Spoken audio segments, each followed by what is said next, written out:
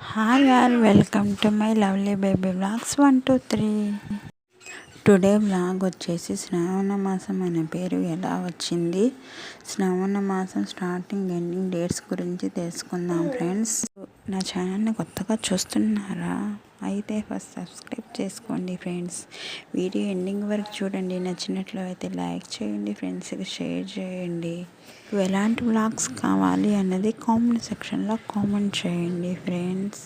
Video ending వరకు miss అవ్వద్దు. ఎలా ఉన్నది కామెంట్ చేయండి. నచ్చిందా? తెలుగు మాసాల ప్రకారం చూసుకుంటే 5వ నెల తెలుగు క్యాలెండర్ల ప్రకారం ఉగాది నుంచి మొదలవుతుంది. మాసం అనే పేరు ఎలా వచ్చింది అంటే నెలలో పౌర్ణమి వచ్చే దానిని బట్టి మాసం పేరు వస్తుంది ఫ్రెండ్స్.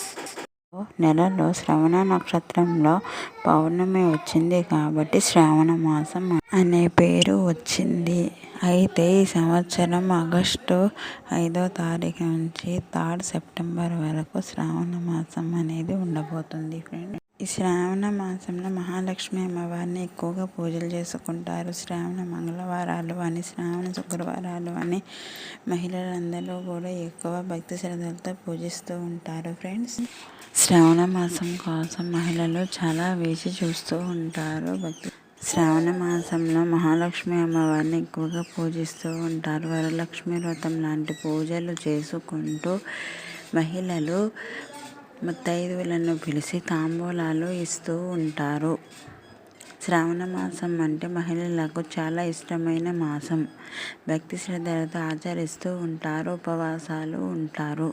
తాంబూలం ఇచ్చేటప్పుడు కూడా ఫస్ట్ బొట్టు పెట్టి ఇవ్వాలి ఫ్రెండ్స్. ఎలా పడితే అలా ఇవ్వకూడదు. ఈ పిక్లో చూపించినట్లుగా ఇవ్వాలి.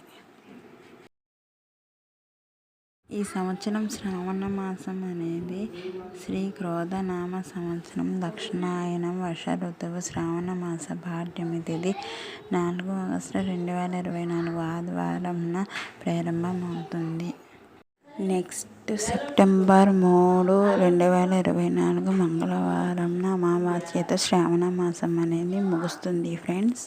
ఈ వీడియో నచ్చినట్లు అయితే లైక్ చేయండి, ఫ్రెండ్స్కి షేర్ చేయండి. ఏమైనా డౌట్స్ ఉంటే కామెంట్ సెక్షన్లో కామెంట్ చేయండి friends. Thank you for watching.